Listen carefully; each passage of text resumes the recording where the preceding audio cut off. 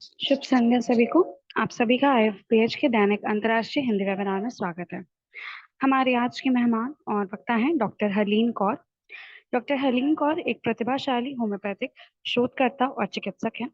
उन्होंने होम्योपैथी के क्षेत्र में कई महत्वपूर्ण शोध किए हैं और उन्हें विभिन्न पुरस्कारों से सम्मानित किया गया है। वह वर्तमान में केंद्रीय होम्योपैथी अनुसंधान परिषद में रिसर्च एसोसिएट के रूप में कार्यरत हैं। हम आपका स्वागत करते हैं ma'am. Over to you ma'am. नमस्कार सभी को। और मैं बहुत बहुत धन्यवाद करना चाहती हूँ डॉक्टर मृदुल साहनी जी का, जिन्होंने मुझे ये अवसर दिया जिसपे हम आज आपस में ऑनलाइन जुड़ पा रहे हैं। और इस टॉक में हम शामिल हो पा रहे हैं। International forum for promoting homeopathy का ये जो यत्न है निरंतर ही सबको एजुकेट करने का और साइंटिफिकली और क्लिनिकली साउंड रखने का, इसका मैं तहे दिल से सराहना करती हूँ। और आज मैं अपनी स्क्रीन अभी शेयर कर लेती हूँ। और अ, हम क्या शुरू कर सकते हैं? अभी 26 हुए हैं, 7:30 का टाइम था, तो अगर आप Yes, ma'am, कहते you हैं can start now. तो okay okay great. So just let me know if you can see my screen. मेरी स्क्रीन देख पा रहे हैं आप? Yes, ma'am. ठीक है। मैम बट एक पर्टिकुलर पोर्शन आपका थोड़ा विजिबल नहीं है। मेरा ये वो मतलब वीडियो ब्लैक। मेरे यस फेस का मैम, था। यस मैम, स्क्रीन जो आपने शेयर किया है वो ओके। एक पर्टिकुलर पोर्शन क्लियर नहीं है, पूरा उसमें ब्लैक पैच आ रखा है। मेरे ख्याल से ये आपका ये जो है ना, ये वाली चीज। राइट। तो आज हम बात करने वाले हैं exploring patient population in homeopathy, यानी कि भारतीय होम्योपैथी क्लिनिकों में जो रोगियों पर जो डेटा इकट्ठा करते हैं अपनी क्लिनिक में बैठ के, उन पर अगर हम विश्लेषण करना चाहें तो क्या वो पॉसिबल है और वो किस तरह से कर सकते हैं, उसका एक अनुभव हमारा जो है केंद्रीय होम्योपैथी अनुसंधान परिषद का, वो हम आपके साथ आज शेयर करने वाले हैं। और ये जो टीम है आप उनके सदस्य देख सकते हैं। ये भारत के अलग अलग कोनों से हमारे जो ये थे जुड़े थे हमारे साथ, विशेषज्ञ या वैज्ञानिक। क्योंकि होम जो सीसीआरएच है, केंद्रीय होम्योपैथी अनुसंधान परिषद, उनका हमारे 35 के करीब पूरी इंडिया में ब्रांचेस हैं। तो अलग अलग ब्रांचेस हमारी जो है वहाँ पे होम्योपैथी ओपीडी क्लिनिक्स होते हैं, साथ में हम रिसर्च भी करते हैं।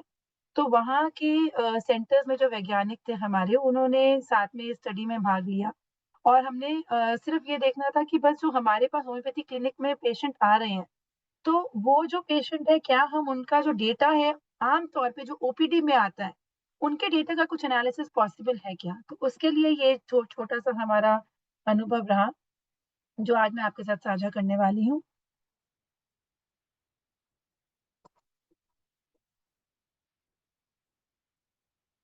तो हम सब जानते हैं कि होम्योपैथी एक होलिस्टिक हीलिंग सिस्टम है, जो काफी वर्षों से हमारे पद्धति में, आयुष की पद्धति का एक पार्ट है।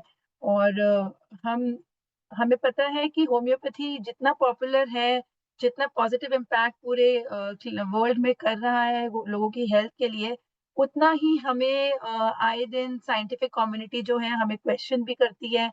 और हमारे क्लिनिकल इम्पैक्ट जो कि हम रोज अपनी क्लिनिक में देखते हैं, उसके एविडेंस की मांग करती है कि ये जो क्लिनिकल इम्पैक्ट है ये प्लेसिबो ही है, या किस तरह से साइंस में कमी है उसकी। तो हम उसका भी एनालिसिस सीसीआरएच में करते हैं। और इसी क्लेम को एड्रेस करने के लिए जहां अपनी तरह से एक रिसर्च एविडेंस बेस्ड रिसर्च करना जरूरी है, उसी टाइम पे हमें बहुत जरूरी है कि जो हम डेटा कलेक्शन कर रहे हैं अपनी ओपीडी में, हजारों लाखों करोड़ों की गिनती में, वो डेटा कलेक्शन जो हम कर रहे हैं उसका भी कुछ एनालिसिस हम कर पाए, उसको भी हम साइंटिफिक तरह से कुछ राशनील उसका निकाल पाए कि किस तरह का डेटा आ रहा है और क्या हमारे पेशेंट ठीक हो रहे हैं हमारी क्लिनिक में, कितने पेशेंट ठीक हो रहे हैं हमारी क्लिनिक में। वो अपने आप में एक साइंस का विषय है, एक रिसर्च का विषय है, और एविडेंस हमारे को दे सकता है। तो by observing patterns and trends of data generated at clinics, usage and applicability of homeopathy can be more precisely understood. अगर हम ये देख लें कि हमारे सबके क्लिनिक्स में किस तरह का डेटा आ रहा है, तो हमारा एप्लीकेबिलिटी ऑफ होम्योपैथी जो है पूरे वर्ल्ड में कि इस तरह के पेशेंट्स हमारे क्लिनिक में अक्सर पाए जाते हैं, वो लोग ज़्यादा समझने लगेंगे, मानने लगेंगे। तो अगर हम कहें कि क्या क्लिनिकल डेटा जो होम्योपैथी में हम लोग क्लिनिक में बैठ के देख रहे हैं, उसका क्या कोई रेलेवेंस है? तो जी, बिल्कुल रेलेवेंस है। वो हमारी क्रेडिबिलिटी जो है होम्योपैथी की, उसको एनहांस करता है क्योंकि हम होम्योपैथी में जितना हम एक क्लिनिक में बैठकर जितनी वैरायटी पेशेंट्स की देखते हैं, उतना आई थिंक एक साइंटिस्ट या रिसर्च के टाइम पे हम नहीं देख पाते हैं, तो उसका बहुत रेलेवेंस रहता है। अगर हम अपने डेटा को सिस्टमैटिकली डॉक्यूमेंट कर पाएँ, आज की डेट में सारे हमारे जितने भी होम्योपैथी डॉक्टर हैं, दे आर कंप्यूटर ओरिएंटेड, उनको कंप्यूटर का अच्छे से नॉलेज है, वो सॉफ्टवेयर की हेल्प भी लेते हैं डेटा स्टोरेज के लिए भी, रेपर्टराइज़ेशन के लिए भी, फ़ॉलो-अप्स के लिए भी। तो अब ये कोई बहुत मुश्किल काम नहीं रह गया है कि उस डेटा का हम सिस्टमैटिकली डॉक्यूमेंटेशन करें और बाद में उसको एविडेंस के लिए यूज़ करें। और हम सिर्फ ये नहीं कि साइंस के लिए ये डेटा इकट्ठा कर रहे हैं, हम आगे होम्योपैथी को एक देन दे पाएँगे जिसमें हम बता पाएँगे कि हम इस तरह का डेटा इकट्ठा कर रहे हैं। अपने खुद के लिए भी, अपने खुद के एनालिसिस के लिए, इंट्रोस्पेक्शन के लिए भी आपको ये डेटा बहुत काम आता है। आप अपना ट्रीटमेंट प्रोटोकॉल बना पाते हैं आज से 2, 3, 4 वर्ष के बाद अगर आपको लगता है अरे इसी तरह के केस मेरे पास बहुत आते हैं, तो अगर आपका डेटा वेल डॉक्यूमेंटेड है, तो आप एक ट्रेंड देख पाएँगे कि किस तरह के डेटा में, किस तरह की डिजीज़ेज़ में कैसे क्लिनिकल प्रेज़ेंटेशन होता है, कैसे होम्योपैथिक सिम्पटम्स मोस्ट लाइकली आते हैं और मैं आप क्या ट्रीटमेंट देते हैं, ये भी आप अपने रिकॉर्ड्स में चेक कर पाते हैं। तो इसलिए जो होम्यो इम्पोर्टेंस हमारे क्लिनिकल डेटा का है वो बहुत ज़्यादा है और साथ ही साथ अगर हम इसको अपने बड़े लेवल पे लेकर जाना चाहें, तो होम्योपैथी की एपिडेमियोलॉजिकल अंडरस्टैंडिंग कि किस तरह के पेशेंट हमारे पास आते हैं, उनको किस तरह की दवाइयाँ दी जाती हैं और उस दवाइयों से क्या असर होता है, ये सब में भी हम एज़ अ क्लिनिशियन भी कंट्रीब्यूट कर पाते हैं। Economical and viable model for physicians और अगर हम एक बारी एक डेटा कलेक्शन सॉफ्टवेयर में इन्वेस्ट कर देते हैं, तो उसके बाद ये हमारे लिए बहुत इकोनॉमिकल हो जाता है क्योंकि हम अपना डेटा एक ही जगह पे रिकॉर्ड करने के बहुत आदत हमें पड़ जाती है और हम ऑर्गेनाइज तरीके से काम कर पाते हैं। पर कुछ चैलेंजेस भी हैं जो हम जब डेटा कलेक्शन में फेस करते हैं, कभी-कभी हमें लगता है कि हम सारा डेटा पेशेंट का इसमें डाल देंगे तो क्या कोई डेटा प्राइवेसी हमारी है क्योंकि हम कई बारी क्लिनिक में काम करते हैं तो मल्टीपल हमारे पास डॉक्टर्स भी हमारे अंडर काम करते हैं, हमारे ऊपर काम करते हैं। तो हमें लगता है कि हम अपना डेटा डालेंगे तो कहीं उसकी मिसहैंडलिंग तो नहीं होगी, क्या उसकी प्राइवेसी तो नहीं हिंडर हो जाएगी, तो हम उस तरह के एथिकल कंसिडरेशंस भी कई बारी कंसिडर करते हैं। और हमें ये भी लगता है कि होम्योपैथिक ट्रीटमेंट एंड रिस्पॉन्सेज़ में जो वेरिएबिलिटी है, उसका डेटा कलेक्शन करने से क्या मुझे कोई फ़ायदा नहीं होगा मैं तो हमें जो मेडिसिन्स देनी है हम उसी को दे पाएँगे तो उस हमें एक हमारे पास एक मेंटल ब्लॉक भी रहता है कि हमें ये डे इस तरह का एक्सरसाइज़ करने का कोई ज़रूरत एज़ सच नहीं है क्लिनिक्स में। और इस ये इसलिए है क्योंकि हमें एक लिमिटेड अवेयरनेस है कि हमारे पास क्या खजाना है। हम जो अपने पास ट्रीटमेंट तो हम दे ही रहे हैं और ट्रीटमेंट के लिए हम पेशेंट को बेटर कर रहे हैं। सबसे बड़ा खजाना तो हमारा है कि हमें पेशेंट को बेटर करके पेशेंट को ठीक करके ग्रैटिफिकेशन मिलता है। तो that is the biggest fortune that we can get. Secondly होता है कि of course the money part of it कि हमें एक हमारा सोर्स ऑफ इनकम है और हम इनकम जनरेट कर पाते हैं।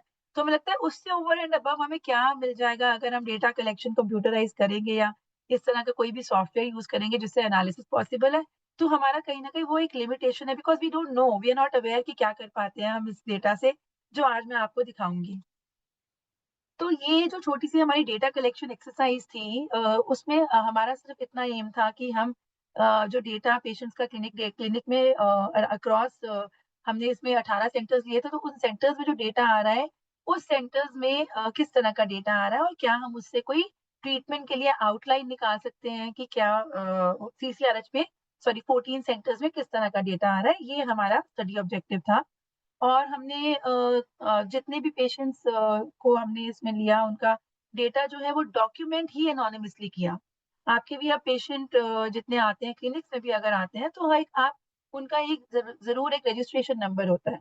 तो अगर आप पेशेंट का नाम नहीं डालते हैं और अगर सॉफ्टवेयर में सिर्फ रजिस्ट्रेशन नंबर डालते हैं, वहीं से आपकी एनोनिमिटी मेंटेन हो जाती है। पेशेंट का डेटा लीकेज का चांस या पेशेंट का डेटा आप पर्सनल इन्फॉर्मेशन शेयर करने का चांस वहीं पे आप कर्टेल कर लेते हैं। ऑल प्रिस्क्रिप्शंस जो है हम इस मेथड में हमने रिपोर्टोरियल गाइडेंस लिया विथोल्कस कॉम्पास सॉफ्टवेयर से।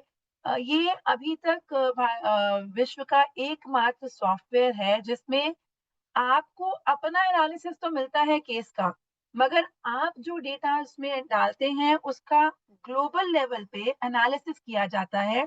क्योंकि जो आप डाल रहे हैं या यहाँ दिल्ली में बैठ के एक डॉक्टर कोई डेटा डाल रहा है या मुंबई में बैठ के डाल रहा है या तमिलनाडु में बैठ के डाल रहा है या फिर मान लीजिए पेरिस में बैठ के या लंदन में बैठ के अपना डेटा डाल रहा है, उस सब डेटा का एक पूल बन जाता है विथोल्कस कंपास टीम के पास, जो एनालिसिस करके बता पाती है कि क्या वाक़ई हमारे लिटरेचर में जो मेडिसिन्स लिखी हैं, क्या वो वाक़ई इस रिपोर्टोरियल सजेशन जो हमारे पास आते हैं, रूब्रिक्स आते हैं, क्या वाक़ई उसमें काम कर रही है कि नहीं? और फिर हमने फ़ॉलो अप विज़िट के लिए ट्रीटमेंट आउटकम जो है उसको भी रिकॉर्ड किया। ये मैं अभी आपको दिखाऊँगी कि किस तरह से किया।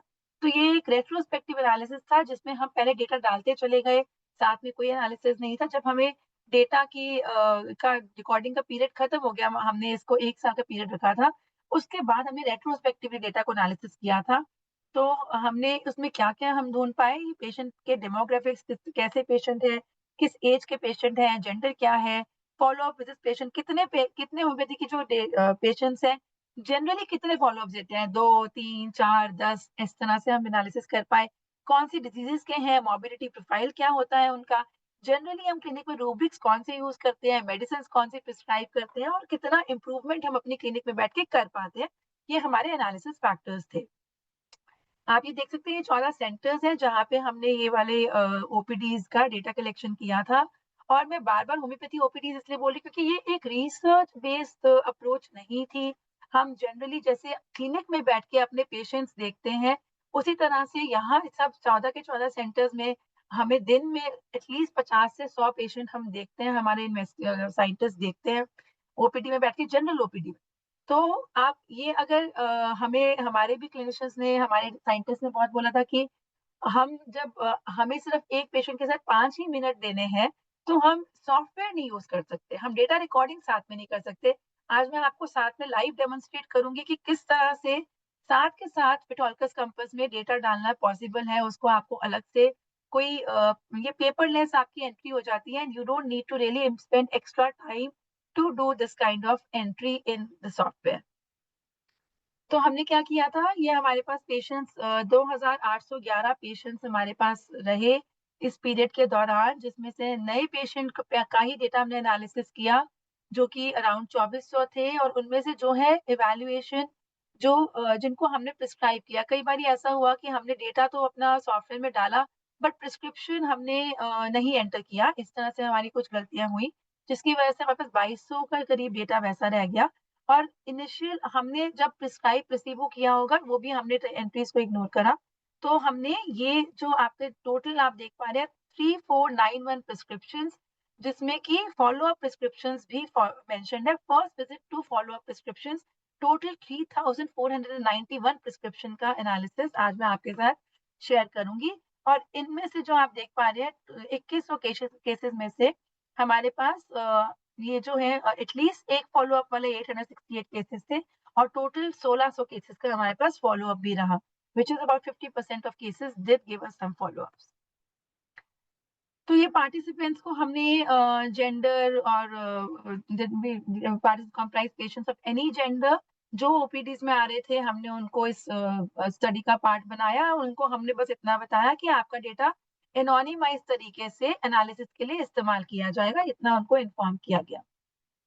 तो हमने विटोल्कस कंपास का जो सॉफ्टवेयर है उसको हमने यूज़ किया, which is an internet based software program used for electronic data collection due to the feasibility of its use as per the requirements of the study. तो ये रिक्वायरमेंट थी इसीलिए कि हम जो डेटा अपना डालते जा रहे हैं, जो हमारे पास पेशेंट का आ रहा है लाखों में, वो जो डेटा है वो वेस्ट ना जाए, क्या ये पॉसिबल है? तो इसीलिए ये विटोल्कस कंपास हमारी रिक्वायरमेंट्स ऑफ स्टडी को मैच करता था, इसीलिए ये सॉफ्टवेयर लिया गया।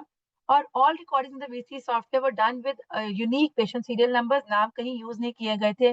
Investigators recorded patient symptoms including main complaints, physical and mental generals. ये सब तरह की रिकॉर्डिंग सीधा हमने पेपर पे ना डाल के कंप्यूटर सॉफ्टवेयर में डाली और बाकी कैरेक्टराइजिंग सिम्टम्स भी they recorded in the software every notable complaint recorded by the patient and reached a diagnosis.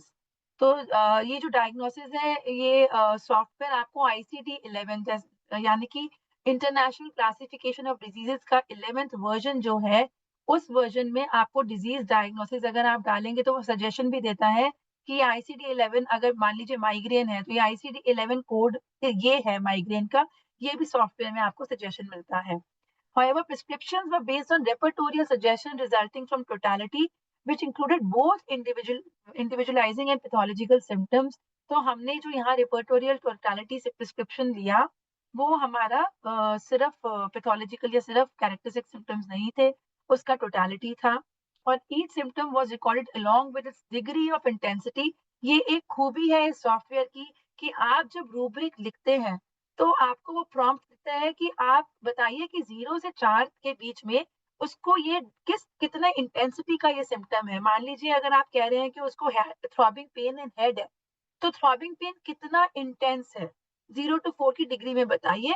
वो इसलिए ये प्रॉम्प्ट देता है जो कि भरना ज़रूरी होता है क्योंकि फ़ॉलो अप में आप फिर से बताएँगे कि क्या 0 टू 4 की डिग्री जो थी थ्रॉबिंग पेन की उसमें कोई कमी आई कि नहीं आई, which is how it tells you कि आपका पेशेंट आगे इंप्रूव हुआ कि नहीं हुआ। और ऐसे ही बाकी डिफरेंट क्लिनिक्स में जब ये दवाई दी गई तो पेशेंट इंप्रूव डिग्रीज कम हुए कि नहीं इंटेंसिटी के, उससे इंटरप्रिटेशन निकाला जाता है कि yes this medicine is seems to be doing well for this particular pain in electronically also, जो हमने एनालिसिस में देखा। तो किस तरह के डेटा हमने लिए, रजिस्ट्रेशन हमने पेशेंट का इसी में किया, चीफ कंप्लेंट्स डाले, टोटलिटी ऑफ केस किया, रेपर्टराइजेशन किया, ये सब जो है डेटा सॉर्टिंग हमने इसी के अंदर कर ली। Prescription, followups, outcome assessment, data storage भी हमारा साथ के साथ होता रहा।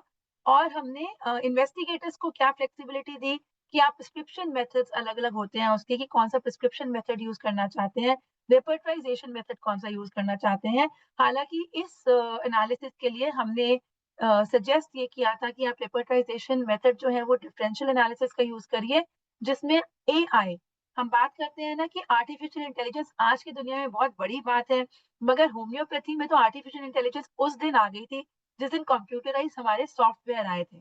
हम उस दिन से जिस दिन से हम कंप्यूटर रेपर्टरी का यूज करना शुरू कर चुके हैं और उससे पहले हमारे पास आर्टिफिशियल इंटेलिजेंस हमारी किताबों में थी। जो रिपर्टराइजेशन है it is nothing but artificial intelligence.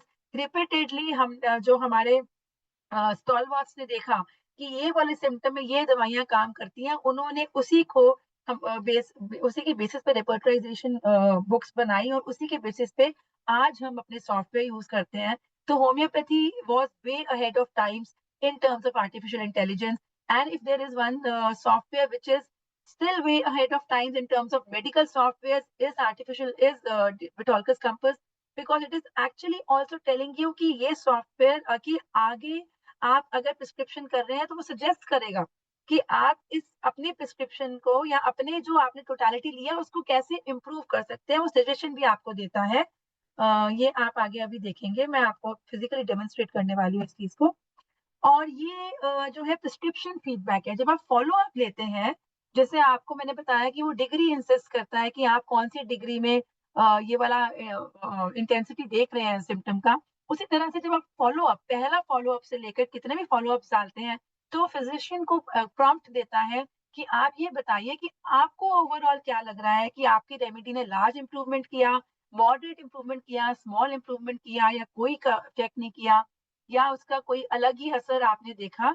ये सब चीजें जो हैं वो आप रिकॉर्ड करते हैं, जिसका एनालिसिस जो है ग्लोबल लेवल पे विटोल्कस कंपस हमारे ही रिपोर्टरी, हमारी होम्योपैथी लिटरेचर को बेटर करने के लिए यूज करता है।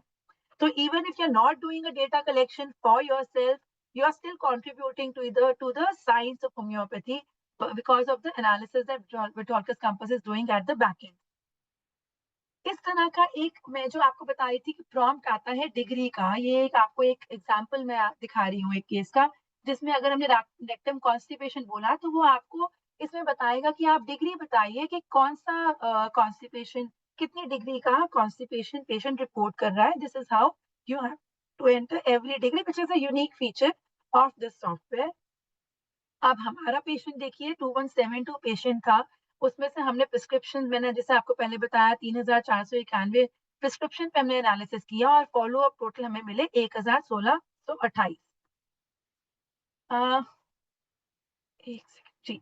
तो कैटेगराइजेशन हमने पेशेंट का इस बेसिस पे किया कि उसका केस नंबर क्या था, इवेंट नंबर है कि कब कितनी बारी वो हमारे पास आया, पहली बार, दूसरी बार, तीसरी बार, उसका डेट वगैरह, ये सब एंट्री जो है ऑटोमेटिकली जैसे ही मैं रिपोर्ट अपना सॉफ्टवेयर खोलती हूँ, उस पेशेंट को का नाम खोलती हूँ, तो उस टाइम ये सारी एंट्रीज अपने आप हो जाती हैं और मेन मेडिकल कंप्लेंट मुझे डालनी होती है और ये जो है, ये मेरा final categorization of patient data हुआ, क्योंकि मैं एक सॉफ्टवेयर यूज़ कर रही हूँ और उसमें ये सब हेल्प जो है वो एक्स्ट्रा हेल्प है। सिम्पटम टोटलिटी अपने आप हो रही है, नंबर ऑफ फ़ॉलो-अप्स रिकॉर्ड हो रहे हैं, क्लिनिकल आउटकम असेसमेंट जो है वो एक हमें लाइकेट स्केल में डालने को मिल रहा है, जो आपको मैंने अभी फिजिशियन इम्प्रूवमेंट बताया कि large improvement, moderate improvement, mobility profile में आईसीडी क्लासिफिकेशन आपको मिल जाती है, prescribed medicines, most common rubrics, ये सब चीज़ें जो हैं आपको एनालिसिस साथ-साथ आप इसका देख पाते हैं अपनी केसेस के लिए। अब इसमें भी अब आप कहेंगे कि क्या डेटा कलेक्शन है, ये स्टडी नहीं है, तो इसमें आपने क्या कोई ट्रेनिंग दी किसी को? तो खास इस तरह की डेटा कलेक्शन एक्सरसाइज़ में ट्रेनिंग की ज़रूरत नहीं होती है। अगर आप खुद होम्योपैथी डॉक्टर्स हैं, पोस्ट ग्रेजुएट्स हैं, तो आपको मोर और लेस कोई भी सॉफ्टवेयर यूज़ करना कोई इतना इम्पोर्टेंट सवाल नहीं है। बट फिर भी हमने थोड़ी-सी इनको डेटा को हैंडल करने की, रिकॉर्डिंग करने की, स्पेशली बिकॉज़ हम एनोनिमाइज़ डेटा रखना चाहते थे, तो हमने उस तरह की ऑनलाइन मीटिंग्स के साथ हमने ट्रेनिंग भी दी अपने साइंटिस्ट को और साथ में कंटीन्यूअस फ़ॉलो-अप भी लिया। और हमने सॉफ्टवेयर ने हमें ऐसे भी हेल्प किया कि बहुत बारी हम इंट्यूटिव प्रिस्क्राइबिंग करते हैं। हमें पता है कि पेशेंट जो है वीपिंग टेंडेंसी का है, बेटर बाय ओपन एयर है, तो हम कई बारी पॉज़िटिव इंडिकेटेड हम बायस हो जाते हैं, हम बहुत सारे और क्वेश्चन नहीं पूछते हैं या पूछने के बाद भी आंसर वही लिखते हैं जो हमें लिखने चाहिए, क्योंकि हमें पॉज़िटिव दिमाग में चल रही है, ये एग्ज़ाम्पल दे रही हूँ मैं। बट अगर हम रेपर्टाइज़ेशन या कोई सॉफ्टवेयर यूज़ करके जिसमें अपने सिम्पटम डाल रहे हैं, तो हम अपने इस कन्फर्मेशन बायस होता है, जिसमें हमारा फिज़िशियन जो है वो बायस रहता है एक ड्रग की तरफ। We all tend to have after 4-5 years of our practice, we tend to have our favourite medicines also. जो हम कहते हैं कि यार ऐसा पेशेंट होगा तो मैं पहले तो यही दवाई दूँगा या दूँगी। मगर ये कन्फर्मेशन बायस कई बारी अच्छा भी रहता है, कई बारी हमारे लिए बुरा भी रहता है। तो उस बायस को अवॉइड करने के लिए भी ये डेटा कलेक्शन या ये जो सॉफ्टवेयर हम यूज़ करते हैं, वो रहता है, क्योंकि कई बारी हम हैरान हो जाते हैं अपने रिज़ल्ट्स देख के। हम जब ये कर रहे थे डेटा कलेक्शन, तो हमने उस टाइम देखा कि हम सोच रहे हैं दिमाग में पॉज़िटिव है, बट जब हमने सारे सिम्पटम्स डाल के उसको सॉल्व किया या रिपोर्टाइज़ किया, व्हिच इज़ अ यूनिक रिपोर्टाइज़ेशन भी विटोल्कस में 2 तरीके का है। तो जब हमने सॉल्व वाला मेटा एनालिसिस लगा के, एआई लगा के हमने किया, तो the drugs were sometimes different from what we were thinking. तो ये भी एक सॉफ्टवेयर जो है हेल्प करता है बायसेस को अवॉइड करने में। ऑफ कोर्स उसके बाद स्टैटिस्टिकल मेथड सारे आपके जो हैं वो बैक एंड टीम, अगर आप उनको कॉन्टैक्ट करना चाहें कि मैं अपना एनालिसिस करना चाहता हूँ डेटा का, तो वो पिवट टेबल्स के थ्रू आपको एक लेवल का एनालिसिस भी करके देती है, जो कि वो आपकी इनकम्प्लीट एंट्रीज को हटा देगी और आपको बार ग्राफ्स एंड टेबल्स देती है। This is something that back end team gives you a support with. तो आप ये देख पा रहे हैं कि फ़ॉलो-अप विज़िट्स हमारी जो है टोटल 868 थी, जिसमें से हमने आपको ये है देखिए, मैक्सिमम पेशेंट्स हमें 2 या 3 बारी तो ज़रूर मिलने आते हैं और उसके बाद जो है या वो इम्प्रूव हो जाते हैं या वो डॉक्टर बदल लेते हैं या वो सिस्टम बदल लेते हैं। But you can say more than 50% of patients are coming for at least 1 follow up and then giving us second और थर्ड फ़ॉलो-अप सब्सिक्वेंटली। तो इससे हमें पता चलता है कि 868 patients visited for at least one follow up, 86% witness some sort of symptom relief. तो आप ये देखिए कि इतने पेशेंट्स जो हैं उनमें से रिलीफ 86% को ऑलमोस्ट रिपोर्ट हुआ था। और ये हमारा एज डिस्ट्रीब्यूशन है, जिसके लिए हमने कोई रिसर्च नहीं करी। ये डेटा कलेक्शन के बाद हमें अपने आप ये वाला जो है ऑप्शन मिला था। और एक मिनट, यस। तो ये देखिए मैक्सिमम हमारी क्लिनिक हमने देखा कि जो हमारे 14 क्लिनिक्स हैं, उसमें 20 से लेकर 60 तक के 60 साल के लोग हमारे पास मैक्सिमम आए, 20 से 40 साल के सबसे ज़्यादा लोग आए, उसके बाद 40 टू 60 इयर्स ऑफ एज। तो ये बहुत इंटरेस्टिंग एनालिसिस रहा हमारे लिए। So findings suggest homeopathy users are not limited to a particular age group and that a wide range of patients utilize homeopathy across different settings. तो सभी तरह के एज ग्रुप के पेशेंट्स हमारे पास आते हैं। और ये देखिए एक और इंटरेस्टिंग एनालिसिस है जिसमें आप देख रहे हैं कि मैक्सिमम 1 साल के अंदर-अंदर 14 क्लिनिक्स में किस तरह की हमारे पास डिजीजेज़ आई। तो आप देखिए musculoskeletal system, skin diseases, respiratory diseases, ये इस तरह के जो हैं मैक्सिमम हमारे पास पेशेंट्स आए। और ये जो फाइंडिंग्स हैं, ये ग्लोबल लेवल पे भी मैच करती हैं कि मैक्सिमम होम्योपैथी क्लिनिक्स में रेस्पिरेटरी, स्किन डिजीजेज़ के या जॉइंट कंप्लेंट्स के बहुत सारे पेशेंट्स आते हैं। तो वो मैचिंग जो मैच कर रहा है, इससे ये पता चलता है कि कहीं भी भारत में आप कहीं भी बैठे हैं, तो इसी तरह के ज़्यादातर क्लिनिक्स पेशेंट्स आते हैं। अब इसको आप मान लीजिए अवेयरनेस की वजह से कि आपस में वर्ड ऑफ माउथ जो पब्लिसिटी है, वो इन कंडीशंस के लिए ज़्यादा होती है या हम सच में इसमें ज़्यादा रिजल्ट्स दे पाते हैं। This is a matter of separate analysis. ये भी बहुत इंटरेस्टिंग एनालिसिस है कि देखिए हम जो बता रहे थे आपको मस्कुलोस्केलेटल, स्किन डिजीजेस, रेस्पिरेटरी और डिजेस्टिव डिसऑर्डर्स, आप ये देख सकते हैं ये टॉप 4 हमारे पास कंप्लेंट्स आई थी। देखिए सल्फर जो है वो हमने टोटल 409 में से 128 केसेस में सिर्फ सल्फर हमने स्किन डिजीजेस के लिए दिया। और देखिए मस्कुलोस्केलेटल में हमने रस्टॉक्स दी अपनी 199 केसेस में। तो ये जो है ये एक्चुअली मैच करता है from what we know these conditions for.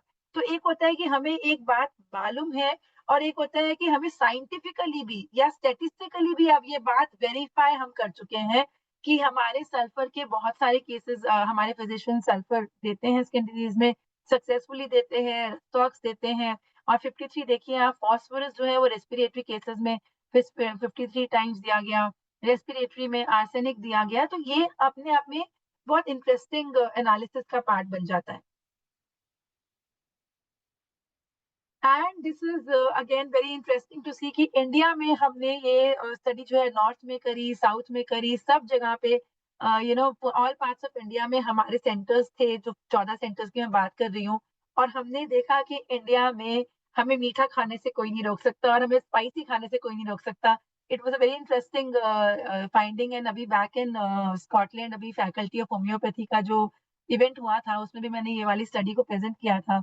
So they were also smiling on seeing this presentation ki we have always known that Indians love sweet and the Indian spices are to die for. And हमारी study ने इसको confirm किया कि जो Indian spices हैं और Indian sweets हैं वो इतनी सच में हमारे जो इंडियंस हैं they really are very glued to it and they can not live without it. क्योंकि हमारे रूब्रिक्स मैक्सिमम हमने जो अपने रिकॉर्ड करे वो ये करे, तो ये हमारा वेरीफाई हुआ एक फीचर जो हमारे इंडियन पॉपुलेशन के बारे में हम मालूम भी है। So it was an interesting finding to have. Then distribution of most common rubrics used for present population. तो इसमें भी हमने जी, तो ये हमारा 3491 हमने जो प्रिस्क्रिप्शन की, ये उसमें से ये आया है हमारे पास फाइंडिंग कि मैक्सिमम हमारे पास जो रूब्रिक्स हैं कौन से रहे।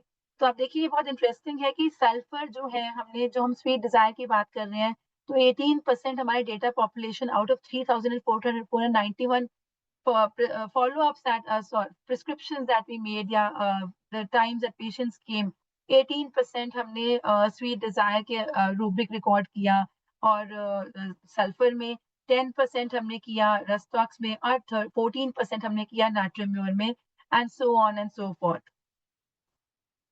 ये हमारी स्टडी है जो 2024 में ही ऑनलाइन हुई थी, जिसका नाम है patient population at homeopathic outpatient clinic across India clinical data collection study. ये होम्योपैथी जर्नल में छपी है और इसके लिए हमने कोई रिसर्च या कोई बहुत बड़े बड़े स्टेटिस्टिक्स टूल्स नहीं लगाए, सिर्फ हमने डेटा रिकॉर्डिंग इलेक्ट्रॉनिकली करी और उसका एनालिसिस जो है बैकएंड टीम के साथ मिलकर हमने किया और ये स्टडी हमने छापी पिछले साल। ये आप देख पा रहे हैं कि विठोलकस कैंपस का जो है ये लॉगिन पेज है। अभी मैं डायरेक्टली आपको अपनी स्क्रीन को दूसरी तरह से शेयर करूंगी and I will go to the live विठोलकस campus software. One moment. Right, आप मेरी स्क्रीन देख पा रहे हैं सर? आ रहा जी, तो मैं can you see my screen please? Yes, ma'am. Yes, ma'am. Right, मैंने विट्रोलकस कंपास का आपको लॉगिन पेज दिखाया था। वहाँ से हमने यहाँ पे एंटर किया और यहाँ पे हमने न्यू केस डाला। देखिए कितना क्विक और सिंपल है ये। मैं ओपीडी में बैठी हूँ और मेरे पास टाइम नहीं है, तो मैं जल्दी से केस टाइटल डाल रही हूँ, जो कि हमारा पेशेंट आईडी है। मेन कंप्लेंट डाल रही हूँ, जो कि उसको माइग्रेन है। ये फटाफट से प्रॉम्प्ट भी दिखा देता है। जेंडर डाल रही हूँ मैं मेल। ईयर ऑफ बर्थ मैं डाल रही हूँ इसका 1973। एज अपने आप कैलकुलेट हो गई। डेट ऑफ विजिट अपने आप आ गई। रेफर्ड बाय मैं अपना इनिशियल्स डाल रही हूँ and this has simply created my case. मुझे कोई 4 5 10 चीजें नहीं डालनी थी, सिंपली मैंने डाल दिया। उसका रजिस्ट्रेशन आईडी डाला and I have my registration ID. देखिए यहाँ पे 7090 माइग्रेन मेल 52 ईयर ओल्ड का। अब मैं कुछ नहीं करूंगी, I will simply start with my repertorization of this and I will write. Now I went to new consultation. I started adding my symptoms. मैंने लिखा headache और मैंने लिखा left, right. अब इसको मैंने enter किया। उसने मुझे देखिए हेडेक लेफ्ट दिखा दिया, वन साइडेड लेफ्ट। अब मेरे को उसने साथ के साथ पूछ लिया डिग्री बताइए आप कौन सी है। अगर मैं यहाँ पे ऐड करूंगी तो देखिए मुझे वो हेडेक लेफ्ट में, तो it will ask me until I add a degree, वो मेरा वहां पे लेगा नहीं सिम्टम को। अभी मैंने हेडेक लेफ्ट डाल दिया इसको और सेकंड डिग्री में अब मैंने डाला थ्रॉबिंग हेडेक।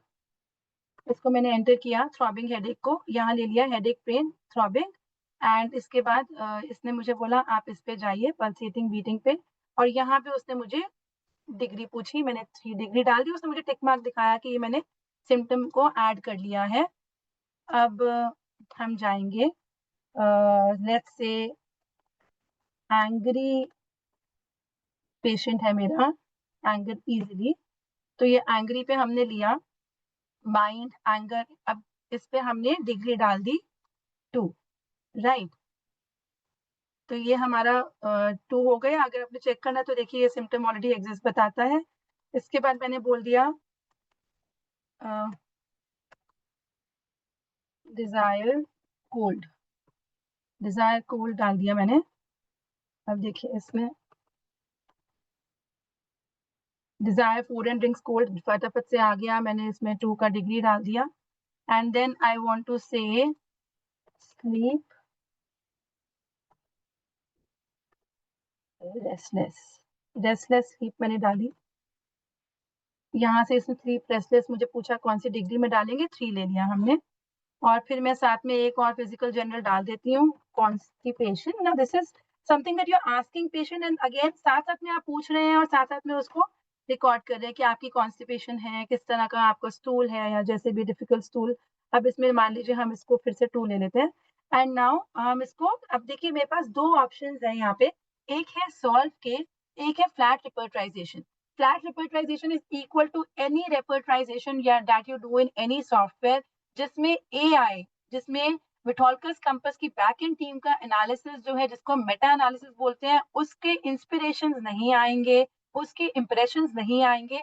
जो जनरली आप बुक से रिपर्टराइज पहले करते थे या जब कंप्यूटर से कहीं भी सॉफ्टवेयर में करते हैं, उसका रिजल्ट आपको फ्लैट से मिलेगा, which we generally don't prefer because Vitolcus Compass is building a very much verified software. तो मैंने instead of clicking flat representation solve को क्लिक किया, तो उसने मेरे लिए ये केस सॉल्व किया है अभी। और उसने मुझे बताया है कि अगर आप एक कॉन्स्टिट्यूशन मेडिसिन देना चाहते हैं तो ये मेरे रिजल्ट्स दिए। उसने मुझे बताया if you want to give a more large polycrest remedy तो ये आप इस पे क्लिक करेंगे, यू विल सी कि ये वाले बेसिस पे आ जाएगा। अगर मैं कहूंगी मुझे स्मॉल देनी है, कोई बहुत स्पेसिफिक मुझे हेडेक की ही दवाई देनी है, then it will show you different results. Notable all, अभी इसमें नोटेबल रेमेडी वो सजेस्ट नहीं कर रहा है, तो मैं ऑल पे हम जाएंगे। अब देखिए इसमें देखिए आप ये सिंबल जो देख रहे हैं, this is Meta data, which means कि इसको लेकर हमारी ऑलरेडी बैकएंड टीम ने कंट्रीब्यूट कर दिया हुआ है। देखिए जॉर्ज विटोल्कस का इसमें लेक्चर्स के थ्रू या उनके हमारे साथ फिजिशियंस की क्लिनिक के थ्रू, हमारे एक्सपीरियंसेस के थ्रू, इसमें ऑलरेडी जितना ये एम आप देख रहे हैं, this is all Meta data. तो मेटा डेटा के बेसिस पे ये सारा जो है मॉडिफाई होकर आपके पास एक इम्प्रूव्ड रिजल्ट आ रहा है। और अगर आप यहाँ क्लिक करेंगे तो आपको दिखेगा कि इसमें क्या मेटा डेटा है। तो ये कैमोमिला को वो बताना चाह रहा है आपको, साथ के साथ आपको इट टेल्स आल्सो कि फॉस्फोरस एंड कैमोमिला, अगर आप कंफ्यूज हो रहे हैं कौन सा ड्रग देना है, तो under the rubric irritability, but the nature of irritability different है, ये आपको साथ में बता रहा है। This is George Vithoulkas and Vithoulkas compass का जो टीम है उन्होंने बताया, साथ के साथ इट्स टेलिंग यू कैमोमिला का जो है वो इरिटेबिलिटी ज्यादा इंटेंस है, they shout, they are capricious and they do not tolerate anything, whereas phosphorus would not do that। तो ये सब चीजें जो है आपको साथ के साथ मिल रही हैं। अब अगर हम यहाँ पर जाएं, नाउ अगर आपने तय कर लिया है इसके बेसिस पे ही कि हाँ मुझे यही दवाई देनी है, तो आप यहाँ से भी सीधा रेमेडी टाइप कर सकते हैं। But if you want to see the results कि let me see repertorization results क्या आ रहे हैं, यू क्लिक इट हियर। मैंने रिजल्ट्स पे क्लिक किया, पहले मैंने सॉल्व पे क्लिक किया था, then it solve the case for me, and यही मेरे रिजल्ट्स जो हैं वो इसी के यही रिजल्ट्स भी हैं। कई बार हम रिजल्ट्स पे क्लिक करते हैं, then things change. So this is what is most indicated, kali sulph, chamomilla and all in this case. अब आप देखिए इसमें मेटा डेटा ड्रिवन है ये। अगर मैं इसमें फ्लैट रिपोर्टाइजेशन क्लिक करती हूँ तो how the results would vary. See kali sulph would never show up, right, chamomilla आपकी थर्ड नंबर पे आ गई, bryonia was not showing up there.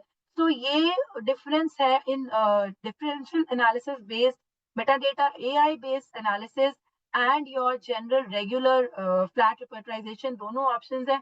But हमारा जो पूरी डेटा कलेक्शन एक्सरसाइज थी, हमारे इन्वेस्टिगेटर्स को we have train them not to use flat repertorization but to go for solve for differential analysis. अब ये देखिए, अगर मैं डिफरेंशियल एनालिसिस पे क्लिक करती हूँ, this is very unique and very nice. इसमें क्या है कि ये आपके जो मोस्ट, आपका जो सिम्टम्स जिस पे मोस्ट अवेलेबल मेडिसिन है, जो आपके प्रिवेलिंग मेडिसिन आ रही हैं, उसमें वो सजेस्ट कर रहा है कि अगर आप ये वाले सिम्टम्स भी पूछ लेंगे तो may be you will be able to have a more firm, more absolute prescription, more reliable, may be you be closer to similimum. वो आपको खुद सजेस्ट कर रहा है कि आप ये दो चार सिम्टम्स अगर और पूछ लें तो आपका जो है रिजल्ट और स्ट्रांगली निकल के आ सकता है। क्योंकि देखिए आगे अभी जब मैंने रिजल्ट निकाले, तो जब मैंने रिजल्ट्स पे क्लिक किया, तो देखिए ये आपको बताता है कि आपका जो मेटा डेटा को एक बार हाइड कर लेते हैं, क्लोज मेटा डेटा।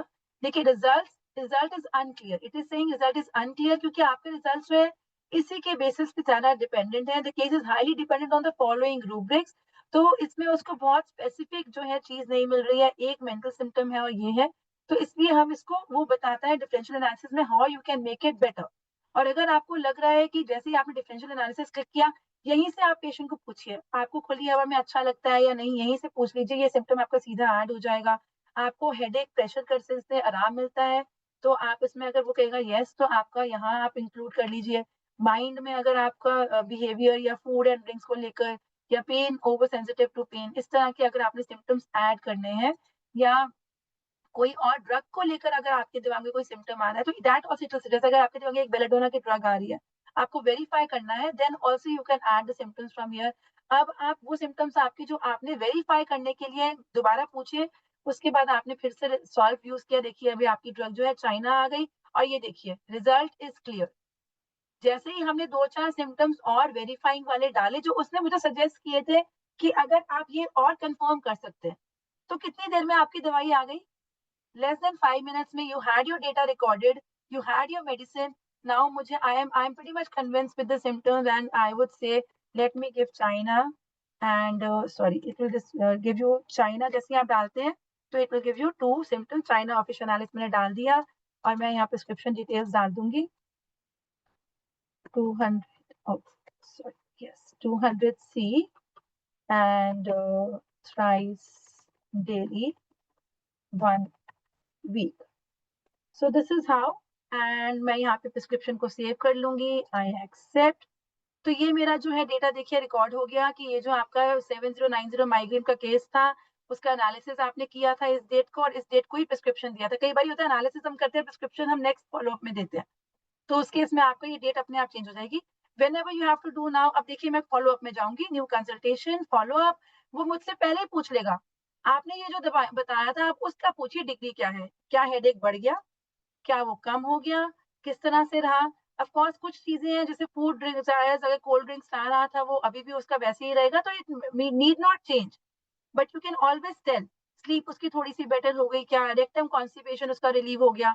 तो when you do all this, तो आप अपने डिग्रीज खुद बता रहे हैं कि मेरा पेशेंट अभी जो है वो इस तरह से बेटर हुआ है या वर्स हुआ है, एंड देन यू से अगर आपको नए सिम्टम्स मिल रहे हैं और if you want to delete any symptom, third fourth follow up में जाके लगता है कि यार ये सिम्टम तो है ही नहीं, इसको डिलीट कर दो, then you can delete it. If you want to add symptom you can add it.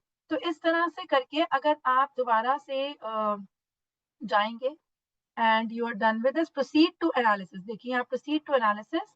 अब ये आपको सेम जो मैं आपको बता रही थी पूछना है कि आपको ओवरऑल क्या लग रहा है आपकी ड्रग ने, जब आपने चाइना दी थी थ्राइस डेली 1 वीक के लिए, अब 1 हफ्ते के बाद आपके पास पेशेंट आया तो आप ये रिकॉर्ड करेंगे।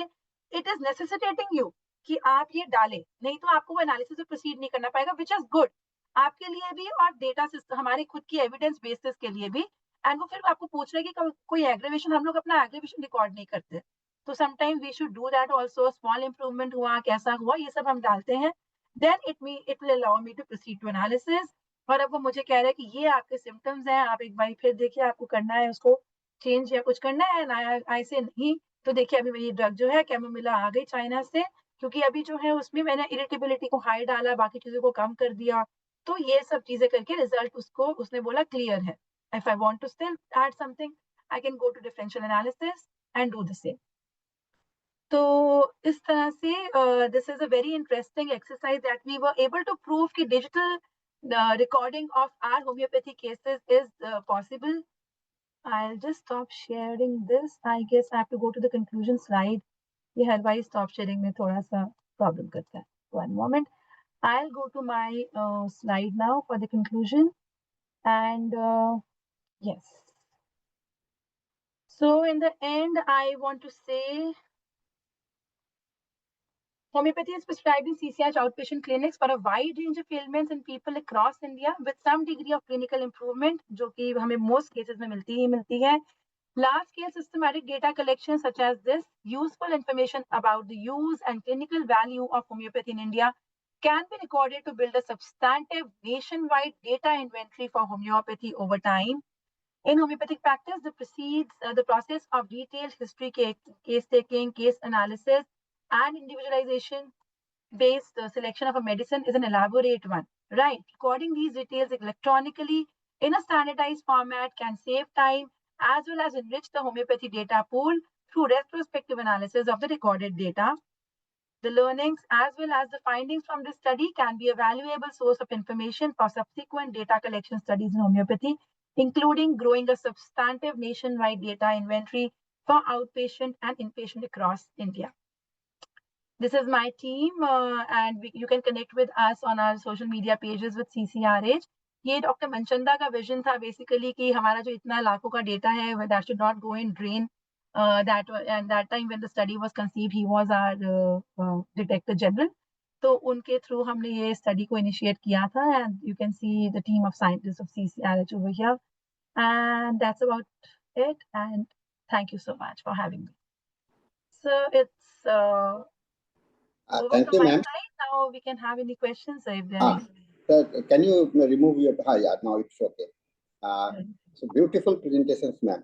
एक चीज Thank को you. मैं देख रहा हूँ कि अभी जो मैं आपका विकल्पस कॉम्पस को देख रहा था, मैं जनरली रडार ओपस यूज कर रहा हूँ अभी लेटेस्ट, और उसमें एक विकल्प, उसमें तो रडार ओपस से पहले वाले एडिशन में विकल्पस एक्सपर्ट सिस्टम है और ऑलमोस्ट इसी तरह से उसमें दिया हुआ है, लेकिन ये थोड़ा सा मोर एडवांस्ड मुझे नजर आ रहा है. मैंने Right. अभी इसको कंपास को यूज नहीं किया है, लेकिन ये मुझे, और इसमें सबसे बड़ी बात मैं ये देख रहा हूँ कि ये हमको प्रॉम्प्ट भी कर रहा है ना.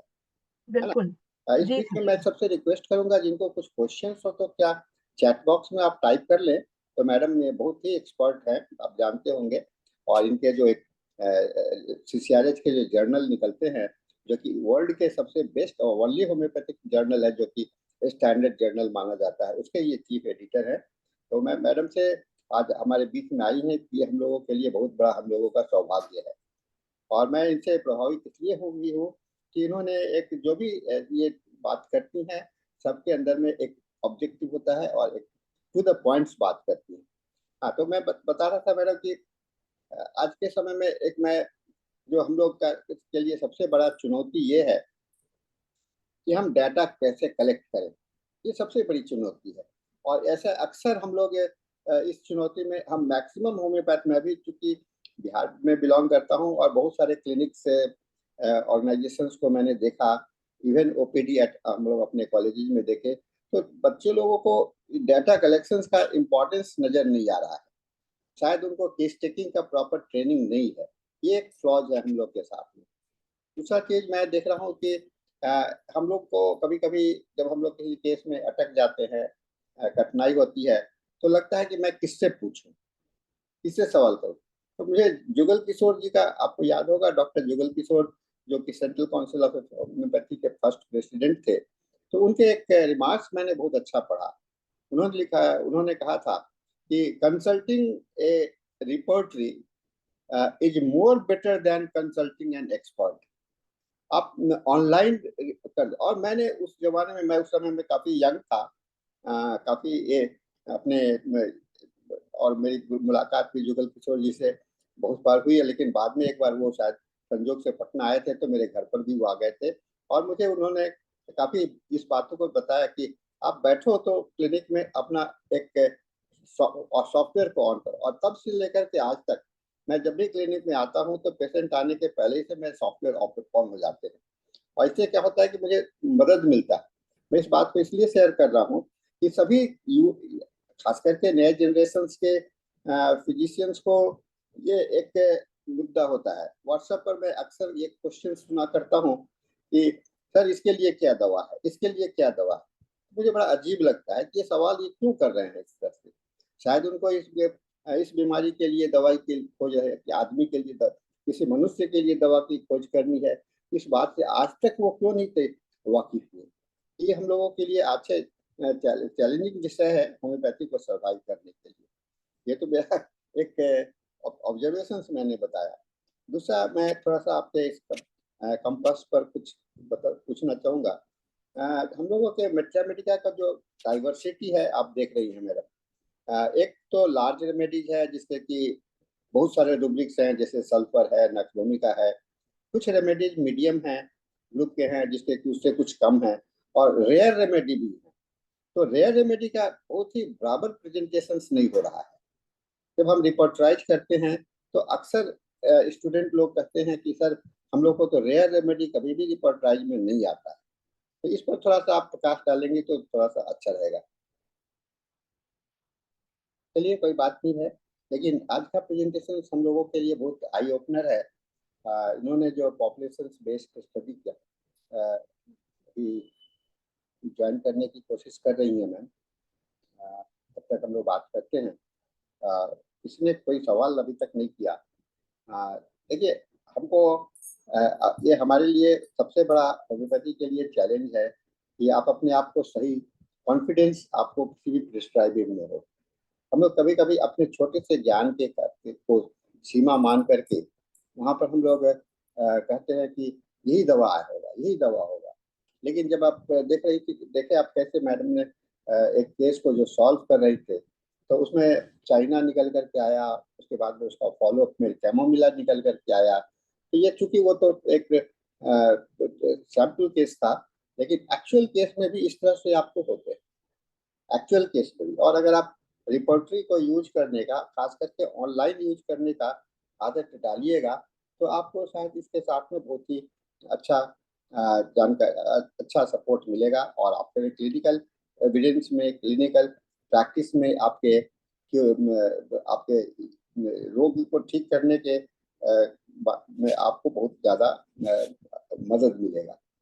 और मैं समझता हूँ कि मैडम को काफ़ी देरी हो रही है।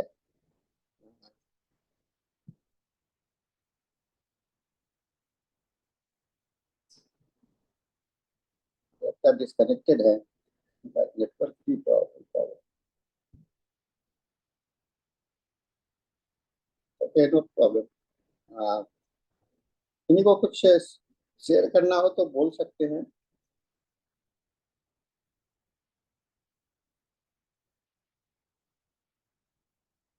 डॉक्टर चतुर्वेदी, आप बहुत दिन के बाद में मैं आपको देख रहा हूँ, क्या आप अपने को बात करना चाहेंगे, कुछ पर बोलना चाहेंगे डॉक्टर चतुर्वेदी?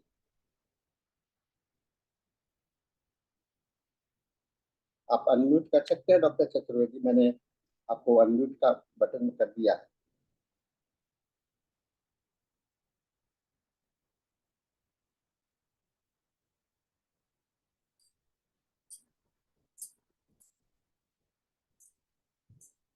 यूजुअली रिसर्च में हम लोगों की रुचि रही है, और रिसर्च में अगर रुचि नहीं होता है तो ये बड़ा प्रॉब्लम है। डॉक्टर ये डॉक्टर DN तिवारी पूछ रहे हैं कि वही जो मैंने सवाल किया था मैडम से, तो मैं अपना ओपिनियन जो बताना चाहूँगा। नहीं, अभी नहीं आ पाई।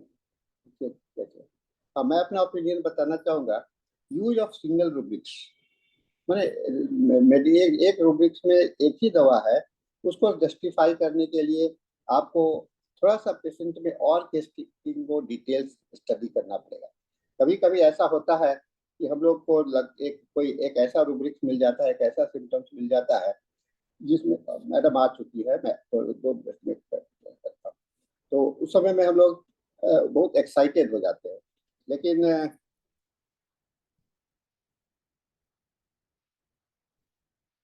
Yes madam, just moment ma'am.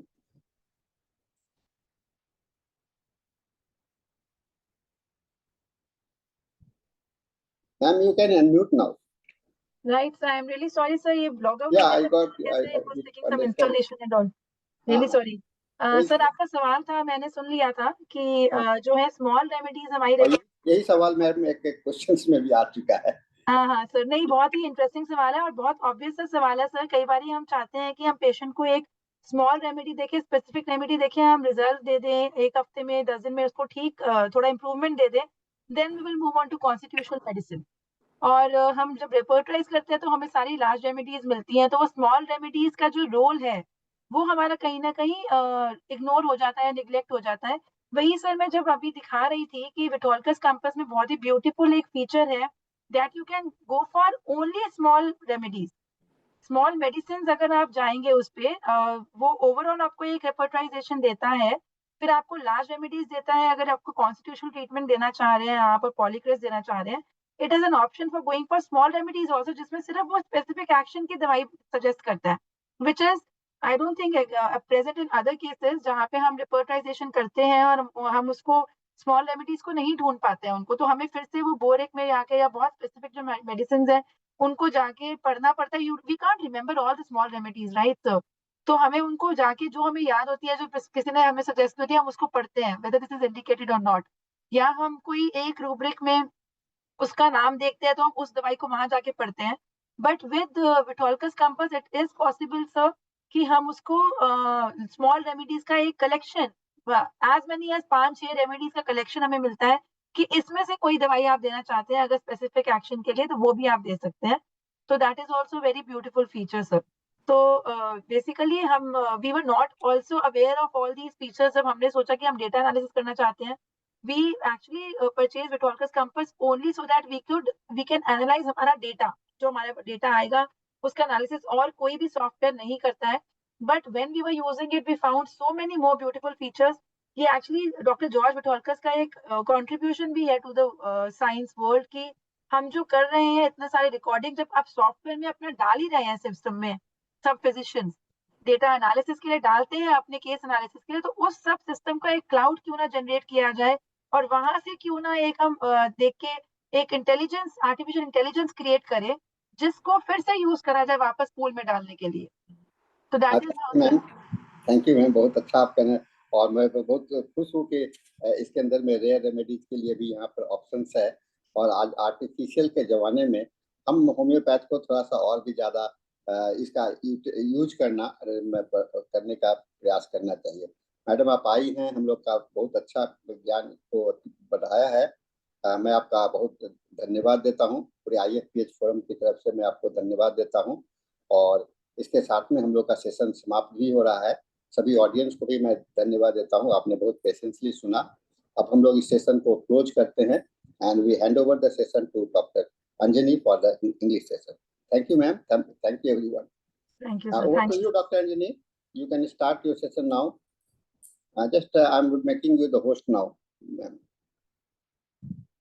Dr. Anjani, you are the host now. You can start. Dr. Anjani. Thank you, sir. Thank you. Thank you, sir.